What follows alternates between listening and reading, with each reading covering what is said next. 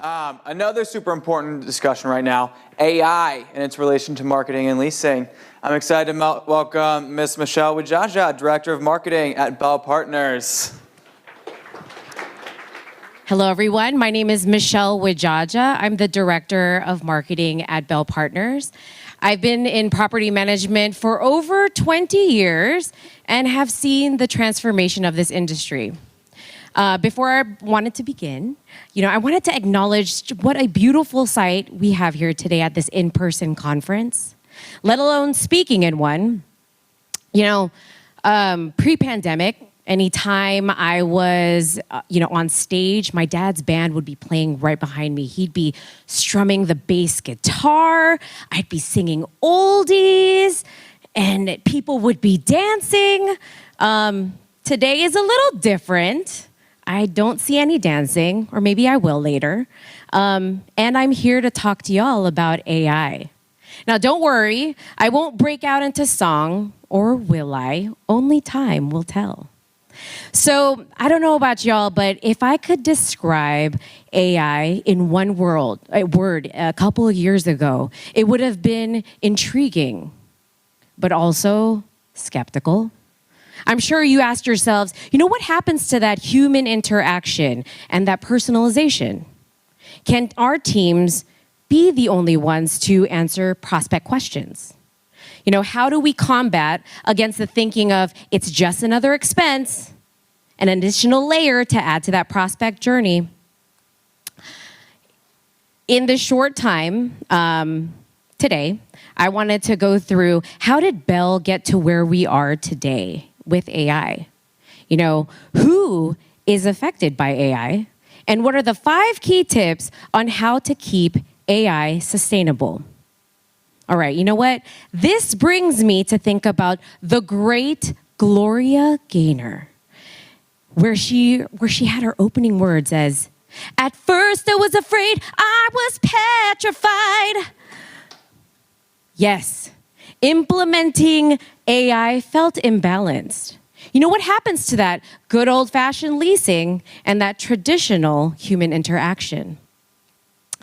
For Bell, to understand the needs of what AI products to use, the Innovations Committee was created and headed by our VP of Customer Experience.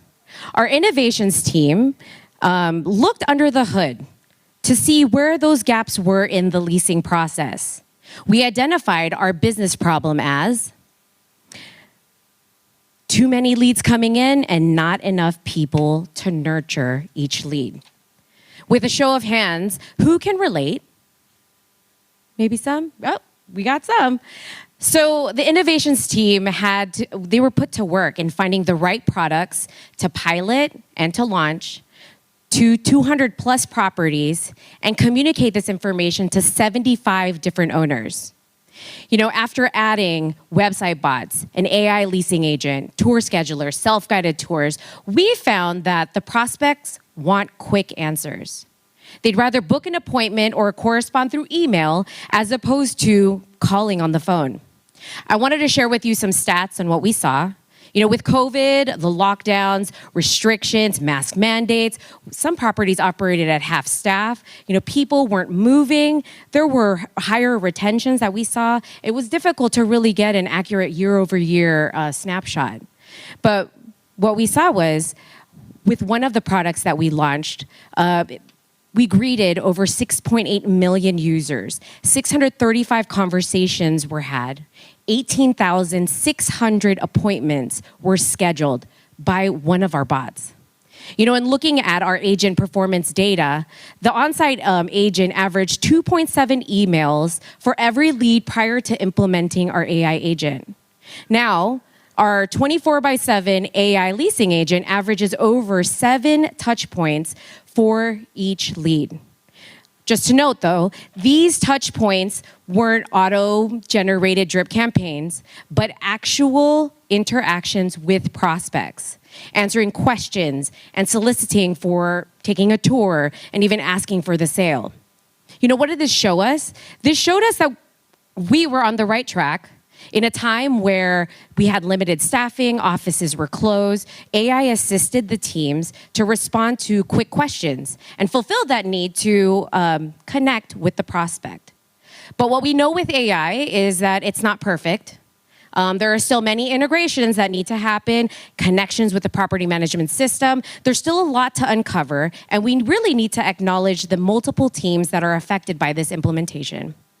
AI not only affects the prospect, but it affects our on-site teams, and it affects also our support services like marketing and IT. You know, I'm sure that there are other teams that are affected by these, but we're just going to focus on these. So in the next few slides, I'll share with you some best practices that we implemented at Bell Partners to ensure that AI continues to be embraced by everyone. Now, prospects? Who's affected by it? You know, I don't know about you, but when I need something answered quickly, I typically go to a chat to get the answers. We saw the same things happening with our prospects after we implemented. People want things fast. They want things fast like Amazon now, Amazon within the next 24 hours. You know, with this access, your prospects are becoming more informed about apartments and the communities before even taking a tour. And this is all because of the different modes of connection that we provide. Communication to prospects is vital, and we need to be quick. Having AI bots and AI leasing agents fulfills that need for the quickness, but we also need to recognize that it's a change in process, so we need to prepare our on-site teams. You know, one would think that now that there's AI, our on-site teams are hands-off. You know, but there's still a bunch of to-dos that our on-site teams need to do to make sure that there is personalization for every tour. As our AI agents and bots answer questions and schedule tours, our on-site team can focus on what's really important, like resident retention, social, reputation, customer service. Once the tour is secured, our on-site teams can reach out and further build that connection with the prospect. At Bell, AI is not a replacement for people, but a way to connect however which way the prospect wants to connect during their leasing process. You know, there are multiple modes of efficiencies that AI provides in the leasing journey. In the past, it would have been a call and a tour for one person. And now there are so many different modes of communication that can be done all at the same time. It really does fulfill that need for now. And then once the prospect gets in the door, our teams can focus in on doing what they do best, getting that leased. All right. The third group is support services, specifically marketing and also IT. You know, on the marketing front, websites already have limited real estate for all the different potential ways that a prospect can engage. So we had to be very selective on the type of AI to use. You know, let's be honest, there's a lot of stuff out there. So how do you choose what's right for the property, for the company? You know, with our pilots and the feedback that we were given, we were able to select what made sense for our properties and for our ownerships. This was an all hands-on-deck approach to get everything on the websites. Our marketing team implemented 5 different products with multiple providers over 3 months to over 200 properties. Even today, we continue to review existing implementations to enhance that customer journey. New partnerships with ILSs, updates to media, all have to be manually inputted for our AI to offer as answers. You know, AI also collects information, so we review information to help us with future decisions on campaigns. And it also helps us to understand, you know, what's important to the prospect.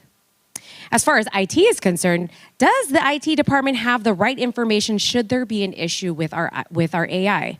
We continue to work with our IT department to ensure that they know who to contact and how to fix things if they're not working properly. Okay, so we've talked through who's affected by AI. Now I wanted to share with you some tips on how to keep AI top of mind. Here we go. The first one is be a prospect. As we always say, we need to inspect what that prospect expects, interact, schedule, and take a tour, ask questions. These are all ways to check, you know, go through the whole process to understand how everything is working. We also, for our properties, do a monthly audit. We ask our on-site teams to check and if their fees and their information on their websites are correct. We also ask them to validate everything, make sure everything is working. As AI pulls information from websites, we also need to make sure that that information is right, and that's key. All right, the third one is communication. All right, communication is key. We need to make sure that all communication aligns as part of the process. Is the AI agent and other integrations connecting at the right time and the right place? For instance, if you're booking a self-guided tour, is the AI agent also acknowledging that? You need to evaluate the cadence of messaging to our consumers. We know that things are always changing, so adjusting AI accordingly is key. Now let's go with our third tip, training. And we talked about this, I think, in the first session. AI will continue to answer questions, but there are some questions that can't be answered. AI will send an email to our teams, and if it's stumped, and our teams, are they ready? So we provide our teams with the resources on how everything works, what it does, what the expectations for them are.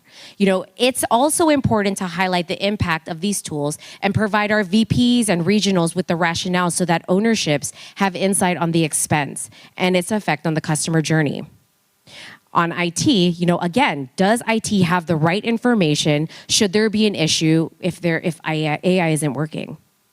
When we first implemented AI, and this is the marketing team, we saw an influx of all these help desk tickets coming in.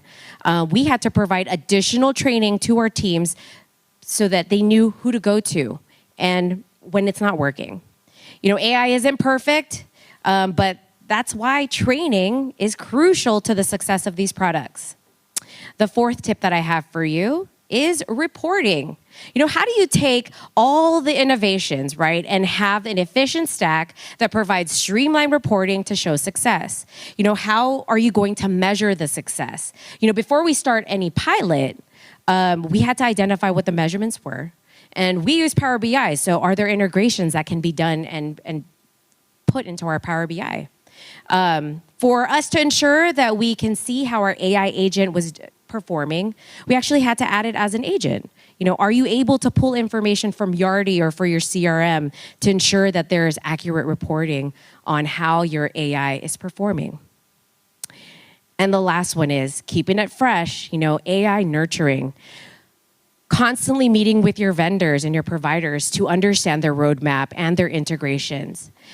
Advertising partners continue to build relationships with AI. Are your ads reflecting these integrations? Information updates like Matterport videos, floor plans, photography, tour schedulers, all of those, making sure that those are provided and they're updated is key. Integrations with your tour schedulers and your calendars, are calendars being updated properly? AI works, but it's not a set it and forget it strategy. We need to constantly nurture these products, and hopefully the 5 tips that I gave over to you gives you actionable things that you can bring over to your teams. AI is here to stay though. Prospects, they're extremely smart. They know what they want, and if something isn't working properly, they'll bail and head to the next. However, if you and your teams continue to nurture these products, review results, and keep up to date with integrations, it will continue to assist the on-site teams. Now, I hope I was able to give you a little insight on how Bell Partners has embraced AI. We'll continue to come up with new efficiencies and test new products. But until then, and like Journey said it best, don't stop believing, hold on to the feeling of AI. Thank you.